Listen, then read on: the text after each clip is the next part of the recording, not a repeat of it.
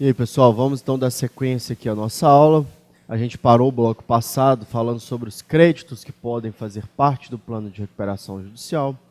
Dissemos que o plano de recuperação judicial pode abranger todos os tipos de crédito, inclusive trabalhistas, exceto créditos tributários e alguns tipos de créditos bancários, em que a lei proíbe que eles constem do plano de recuperação judicial, justamente para poder reduzir as taxas de juros na hora dos bancos realizarem empréstimos. A gente então fechou a aula falando sobre isso e faltou a gente se referir aos créditos futuros. Porque, pessoal, a empresa não para. O plano de recuperação judicial foi apresentado hoje, amanhã, futuramente, de todos os dias seguintes, a empresa terá contas para pagar. Ela terá uma série de débitos que ela terá que quitar. Gente, esses débitos gerados aí após a apresentação do plano de recuperação judicial serão tratados de forma normal, como se a empresa não estivesse em recuperação judicial. Isto é, ela deve quitar todos os débitos que ela recebe, que ela tiver que quitar aí, conforme as datas de vencimento, conforme a exigibilidade desses créditos ao longo do tempo. Gente, isso é uma coisa óbvia. A empresa, a apresentação do plano de recuperação judicial, ele é um marco. A partir dali, até ali, tudo bem. Todos os débitos da empresa podem fazer parte desse plano. No dia seguinte da apresentação desse plano, os débitos daquela empresa terão tratamento normal. A empresa deve honrar com todos esses débitos.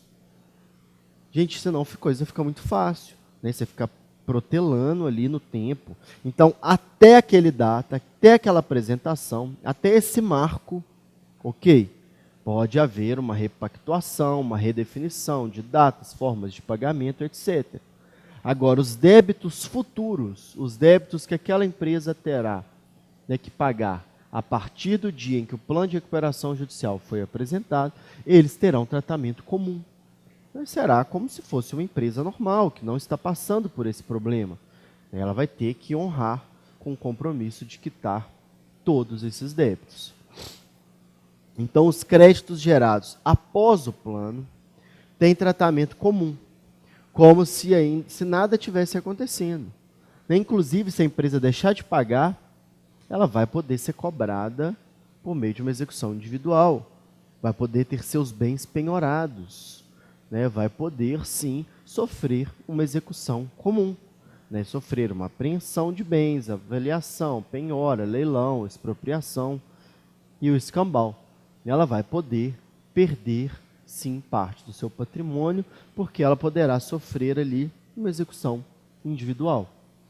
Então, gente, todos os créditos podem fazer parte do plano de recuperação judicial, exceção do crédito tributário e de alguns créditos bancários, e vai fazer parte do plano todo crédito até o plano de recuperação judicial. Dali para frente, vida nova, a empresa então vai começar do zero, vai ter que quitar aí suas obrigações de forma comum, de forma ordinária, sob pena de sofrer uma execução individual. Então, fechando aí essa questão do plano, da forma de elaboração do plano, suponhamos que a gente já tem um plano de recuperação judicial pronto. Ok, a empresa já fez o plano de recuperação judicial e apresentou aquele plano ali para o Poder Judiciário. E agora? Pode haver oposição dos credores. Gente, nenhum credor é obrigado a aceitar o plano que aquela empresa oferece. Nenhum credor tem obrigação de acatar a forma que aquela empresa achou que seria viável quitar todos os débitos que ela tem. É necessário que haja aquiescência dos credores. Se você tem uma dívida a receber, se você tem algo a receber ali de alguém, esse crédito é líquido, é certo, é exigível, a pessoa ainda não pagou, deveria ter pago, mas não pagou. Gente, o credor, ele tem que autorizar que esse pagamento se dê de uma forma diversa. Porque, se ele quiser, ele pode executar aquela pessoa de uma forma direta. Né? Então, o credor tem que concordar, tem que acatar, tem que aceitar, né, que aquela empresa quite os débitos da forma que ela propôs, da forma que ela planejou. Ele não concordando, vai sim poder se opor a esse plano de recuperação judicial. Então, como que ele vai fazer isso? Por meio da oposição. Né? Oposição é a forma que o credor tem para dizer que não concorda com o plano. Então, ele não concorda com o plano. Como que ele vai fazer? Ele vai se opor, apresentar ali uma oposição, uma petição simples. Me oponho, não concordo, não acredito nesse plano de recuperação judicial, não acho que esse plano de recuperação judicial vai dar certo. Então ele vai se opor, vai apresentar uma petição simples de oposição. E por que eu estou falando de petição simples? Não tem nenhum requisito específico. Gente, é sequer preciso justificar. Você não tem que dar as razões pelas quais você está se opondo àquele plano. É claro que se você achar que tem condições de daquele plano melhorar, não custa nada. Né? Você falar, eu não concordo porque eu acho que tal parte do plano não vai dar certo. Né? Mas você está dando o quê? Uma dica para o administrador alterar aquele plano. Mas você não tem obrigação de dar essa dica.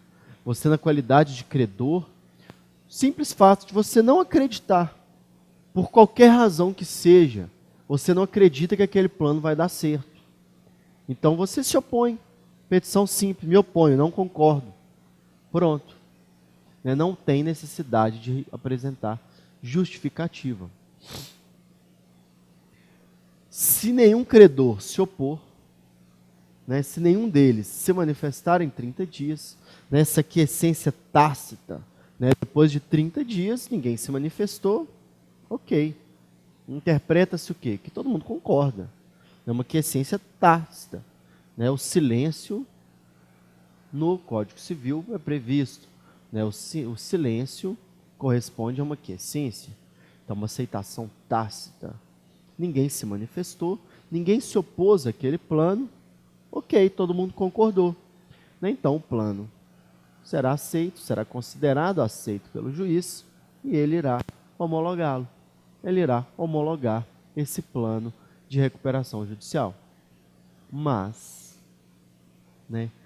se apresentarem oposição, e basta um credor apresentar oposição, um credor não concordar com aquele plano de recuperação judicial.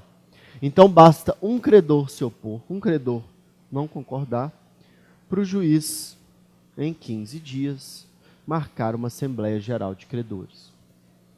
Por quê, gente? Também não é justo que somente um inviabilize a recuperação judicial daquela empresa. Se menos da metade acha que não vai dar certo, se mais da metade acredita na possibilidade de aquele plano dar certo, qual a conclusão que a gente chega? Tem mais gente acreditando do que não acreditando. Mas se um não acreditar, ele pode ter a possibilidade, ele tem que ter essa possibilidade de apresentar as razões. Por quais motivos ele acha que não vai dar certo. Ele tem que ter a possibilidade de expor suas ideias para todo mundo.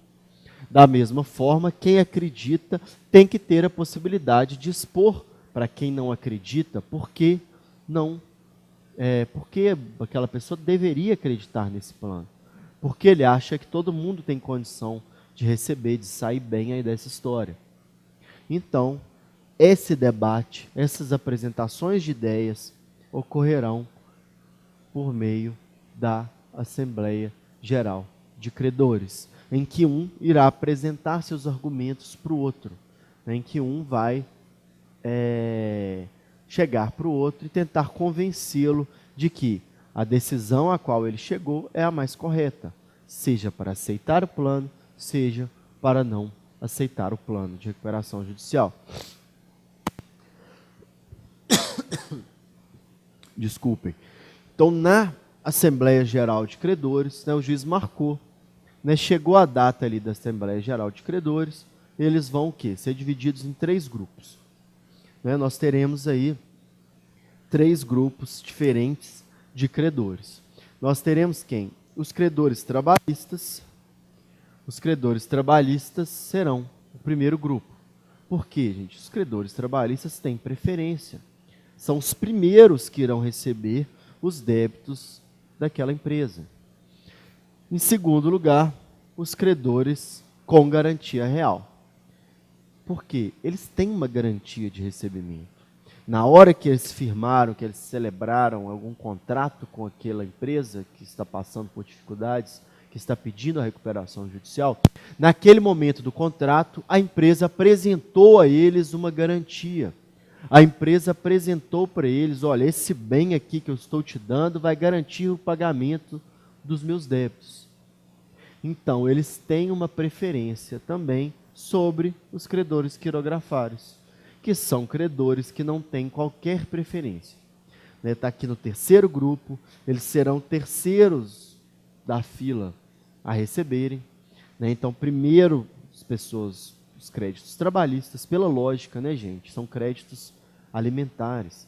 Créditos serão utilizados para a própria subsistência daqueles credores. Eles precisam daquele dinheiro para comer, é para a dignidade da pessoa humana. Então, eles têm preferência, né? Eles são aí o primeiro grupo. O segundo grupo confiaram, né? As pessoas que fazem parte do segundo grupo, elas confiaram naquele devedor. Na hora de realizar o contrato, foi dada a elas uma garantia. Foi dada a elas uma garantia real. Algum bem foi apresentado como forma de realização daquele contrato, para que aquele credor tivesse certeza de que ele receberia aquele valor. Então, esse credor ele tem que ter preferência sobre o quirografário, sobre o credor que não tem garantia alguma, né? O credor que não tem, né? Ele é um credor comum, um credor ordinário, não tem preferência, não tem garantia de recebimento. Então, gente, vai abrir lá a Assembleia Geral de Credores, eles serão divididos ali em 3 grupos. Primeiro os trabalhistas, segundo os garantia real e terceiro os quirografários. Então guardem isso. Nós teremos o quê? 3 grupos diferentes. E a votação, gente, em cada grupo, essa votação vai ter regras próprias. Cada grupo vai realizar a votação de uma forma diferente. Como assim de uma forma diferente? Vamos ver aqui como que funciona. No grupo dos trabalhadores, voto por cabeça sem interessar o valor do crédito. Então, não importa se é o diretor da empresa que tem direito a receber R$1 milhão, e não importa se é o trabalhador do chão de fábrica, é o último nível ali da empresa que tem direito a receber R$ 1.500. O direito de voto deles será o mesmo. Então, os trabalhadores, gente, eles vão ter o direito de voto por cabeça, não importa o valor. Então, como que fica aqui a votação? Então, a votação na Assembleia Geral de Credores. Então, grupo 1 dos trabalhadores. Então, o grupo dos trabalhadores vai ser como? Voto por cabeça. Então, vai ter aqui uma votação por cabeça.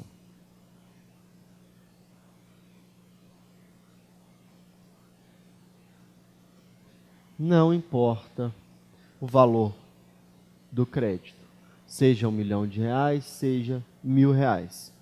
Cada um vai ter direito a um voto. E nos outros 2 grupos? A gente já falou do grupo dos trabalhadores, agora tem os outros 2 grupos. Gente, nos outros 2 grupos serão 2 votações diferentes. Como assim? Uma vai ser por cabeça e outra pelo valor do crédito.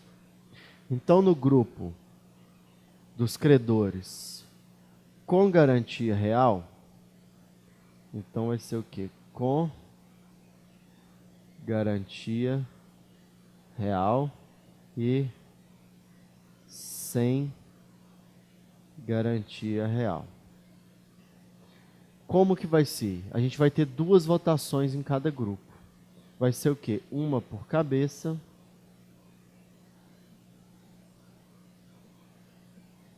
Uma votação por cabeça em cada um dos 2 grupos. E também uma votação pelo valor do crédito. Então a gente vai ter aqui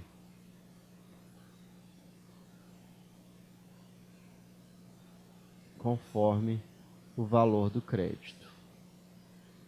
Então, gente, serão 5 eleições. A gente vai ter 5 votações diferentes. Então, no grupo dos trabalhadores, uma por cabeça. No grupo dos credores com garantia real, uma por cabeça e uma por valor do crédito. No grupo dos sem garantia real, uma por cabeça e uma por valor do crédito. Como que esse plano vai ser aprovado? Então, gente, para esse plano ser aprovado, precisa de haver maioria nas 5 votações. Então, nas 5 votações, nos 5 grupos, no por cabeça dos trabalhadores, no por cabeça com garantia real, no por cabeça com crédito, no por cabeça sem garantia real e no sem garantia real por crédito. 5 tipos de votações diferentes. Nas 5 a gente tem que ter maioria de votos. Ah, como assim nas 5 tem que ter maioria de votos? Nós temos 5.000 trabalhadores. Nós temos que ter aqui 2.501 aprovando. Se 2.501, né, metade mais 1, né, então se mais da metade for de acordo, quiser a recuperação judicial, ok, aprovada então a votação por cabeça. Então ela ganhou aqui, né, no primeira votação. Credores com garantia real. Nós temos 200 credores com garantia real. 101 tem que querer. Então, mais da metade tem que querer. Mais da metade quis? Ok. Beleza, mais uma votação aprovada. Os credores com garantia real, eles somam, em termos de crédito, 2 milhões de reais. Se os credores que representam R$1,01 milhão quiserem, né, se mais da metade do crédito com garantia real estiver de acordo com o plano, ok, mais uma votação bem sucedida. E vamos para os credores sem garantia real. Eles são 10 mil, 5.001 quiseram, ok, mais uma vez foi aprovada aí a recuperação judicial. E por fim, os credores sem garantia real somam aí 20 milhões. 10 milhões e 1 centavo quiseram. Ok. 5 votações, maioria nas 5 votações, plano de recuperação judicial aprovado. Então, gente, se houver a oposição de uma pessoa sequer, né, de apenas uma pessoa, Assembleia Geral de Credores. Na Assembleia Geral de Credores, os credores serão reunidos em 3 grupos. Grupos trabalhadores, grupos com garantia real, grupos sem garantia real. Grupos trabalhadores votarão por cabeça. Grupos, os credores com garantia real votarão por cabeça e por crédito. Grupos sem garantia real votarão por cabeça e por crédito. Havendo aprovação nas 5, ok. Se em uma dessas votações não houver maioria, plano negado. O plano foi reprovado e a empresa não terá a possibilidade de se recuperar judicialmente. Mas, tendo aprovação nas 5 votações, né, a maioria dos votos a favor, mais da metade em cada uma das 5, ok. Se não foi aprovado, o juiz, então, não tem outra opção, senão decretar a falência daquela empresa. ela não terá condições de se reerguer, ela não terá condições de se recuperar. Então, o plano negado, o juiz decreta de imediato ali a falência daquela empresa. A gente tem então aqui uma regra especial de recuperação. A gente já comentou aí nas últimas aulas o quê? Que as micro e pequenas empresas, elas têm um regramento diferenciado. As micro e pequenas empresas, elas vão receber uma atenção particular do Estado. O Estado vai dar a ela uma outra forma ali de atuação. Ela vai ter algumas regalias, vai ter algumas facilidades, mas também pode ter algumas dificuldades em razão de ter tantas facilidades. Talvez ela não... Ela, em regra, o quê? É sempre facilidade. Ela sempre tem uma prerrogativa, uma faculdade, umas melhorias aí em relação à empresa comum. Mas pode ocorrer, não é impossível que ocorra, o quê? De uma empresa, uma micro e pequena empresa, passar por uma necessidade de recuperação judicial. Nesse caso, gente, é o inverso. Em todos os outros casos, o quê? O Estado faz tudo para preservar. Já no caso da micro e pequena empresa, ela já tem tanta regalia, ela já tem tanta facilidade, que ela chega ao ponto de ter necessidade de uma recuperação judicial, já é uma coisa muito grave. Ela tem tanta facilidade em relação às outras empresas, que se ela chega ao ponto de precisar de uma intervenção do Estado para se recuperar, aí, gente, é uma situação em que ela não vai merecer tanta facilidade igual às outras. Até porque o quê? Um eventual sumiço dela do mercado não vai também trazer tanto prejuízo para a sociedade.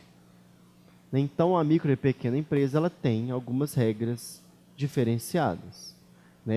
Para algumas, tem doutrina, gente, que entende que é melhor. Tem doutrina que entende que é pior. A realidade é o quê? Que essas regras especiais vai depender muito do estado financeiro daquela empresa. De qual que é o planejamento que ela tem para sair daquela crise. Porque alguns pontos para ela serão facilidades, alguns pontos para ela serão dificuldades. Vamos ver então? Antes de mais nada, vamos definir aqui o que é a micro e pequena empresa. Em primeiro lugar, o que? A microempresa é aquela empresa que tem uma receita operacional bruta anual de até R$1.200.000. Então, a microempresa é a empresa que recebe até R$100.000 por mês. Então, ela é o quê? Micro. Uma empresa com tamanho muito reduzido. Então, se ela recebe até R$100.000 por mês, se ela totaliza no ano apenas R$1.200.000, isso é receita bruta, gente. É todo o dinheiro que passou ali na mão daquela empresa. Receita operacional bruta anual de até R$1.200.000. Então, é uma microempresa. E a pequena empresa é aquela que tem uma receita operacional bruta superior a R$1.200.000. Então, ela fatura uma média superior a R$100.000, mas no ano não passa de R$10.500.000. Então, a pequena empresa é aquela que fica entre R$1.200.000 por ano até R$10.500.000. Se ela fatura até R$10.500.000, ela vai ser o quê? Uma pequena empresa. Passou de R$10.500.000, gente, vocês vão concordar comigo que não tem como se chamar de pequena empresa. É uma empresa que gira aí quase R$1 milhão por mês. Ela não é uma micro, uma pequena empresa. Então, a micro e pequena empresa, elas vão ser empresas que não giram tanto dinheiro assim, e elas vão ter, então, uma regra especial para a recuperação judicial. Primeira observação que a gente faz, ela pode o quê? Optar tanto pela regra especial prevista para ela, quanto para a regra genérica para a empresa. Vai depender da situação econômica dela. Qual que é a realidade atual daquela empresa? Então, ela vai poder optar se ela vai querer fazer uso da regra geral para todo mundo ou se ela vai querer utilizar a regra específica que a lei prevê para ela. Somente os créditos quirografários entram nessa regra especial de recuperação. Então, gente, ela pode ser vista por alguns como um retrocesso. Gente, mas só créditos quirografários? Isso é lá da época da concordata. Mas é o que, gente? A gente vai ver o quê? Que ela vai ter prazos diferenciados para isso. Então, somente créditos quirografários que vão poder entrar aí nessa regra especial de recuperação. Então, a regra geral abrange todos os tipos de crédito. Já a regra especial, ela vai abranger o quê? Somente os créditos quirografários da micro e da pequena empresa. E o que vai ser essa regra especial? A gente viu que, no caso da regra geral da recuperação judicial, o quê? O prazo é de 24 meses. Já no caso da micro e pequena empresa, vai ser o quê? 36 vezes. Então, ela vai ter mais um ano para poder quitar o seu débito. Então, vocês estão vendo aí a diferenciação das coisas? De um lado, a regra especial aperta. Ah, como que ela aperta? Ela só admite que seja utilizado o plano de recuperação para créditos quirografários, ou seja, créditos sem preferência, créditos sem garantia real. Por outro lado, ela afrouxa um pouco. Então, ela vai e dá mais um ano, ela dá 36 meses para a parte poder quitar, para aquela empresa em recuperação poder quitar os seus débitos. Então, gente, o pagamento vai ser o quê? Até 36 vezes, desde que a primeira parcela seja quitada em até 180 dias. Para você ver, ela dá quase 6 meses para a quitação da primeira parcela, contados do pedido de recuperação judicial, e não haja objeção de credores titulares de mais da metade do crédito. Então, aqui vai ser uma votação única, em que mais da metade do crédito vai ter que aceitar. Então, gente, na recuperação especial da microempresa, vai envolver apenas os credores sem garantia real e vai ter uma votação aí somente de mais da metade do crédito. Então, é uma coisa bem simplificada, né, bem própria aí da micro e da pequena empresa. Então, ela vai ter essas diferenciações, né, um pagamento em 36 vezes, desde que a parcela seja em até 180 dias, e não haja objeção de mais da metade do crédito. Agora, tem outro detalhe, né, ela é muito arriscada. Por quê? Se não houver concordância, o juiz decreta a falência. Então, gente, basta, né, que menos da metade do crédito não concorde. A gente vai ter apenas um grupo votante, apenas os sem garantia real. Não concordaram, tchau. Empresa vai ter a falência decretada, vai sair do mercado. Um abraço e boa sorte para os sócios. Então, gente, vocês puderam perceber que regras especiais de recuperação para a micro e pequena empresa.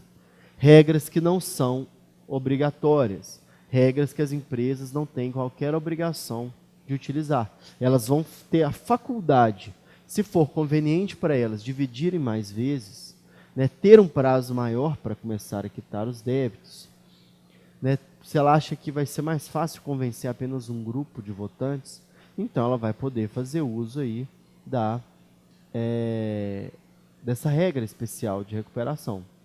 Já o contrário, né, não é possível. A empresa que não se adequa aos conceitos de micro e pequena empresa, né, a empresa que fatura em mais de 10 milhões e 500 mil, necessariamente vai ser abrangida pelas regras de recuperação que a gente assistiu, né, que vocês acabaram de ver aí comigo, né, que são regras diferentes, vão envolver o quê? Todos os tipos de crédito, vai envolver todos os tipos aí de credores, né, tanto os trabalhadores, quanto os com garantia real, quanto os sem garantia real. Terá 5 votos diferentes, é uma coisa muito mais elaborada, é uma coisa muito mais, né, própria de uma empresa que não é micro, própria de uma empresa que não é pequena. Então, gente, deu aí para a gente, né, ter uma ideia dessa regra especial de recuperação. Né, vamos fechar aí esse bloco. No bloco seguinte a gente continua. Até mais.